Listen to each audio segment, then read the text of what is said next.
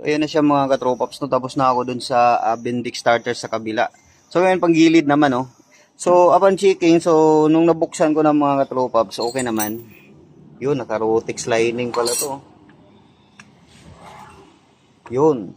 Tapos, pag check ko, yan, pansinin yung mga katropaps. Imbes na itong washer na to, is andun to sa likod mismo ng backplate.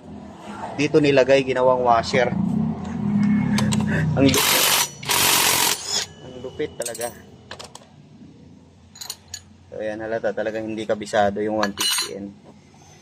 So imbis kasi ito, mabuti din zero. So, dapat kasi itong washer na to dito, yan.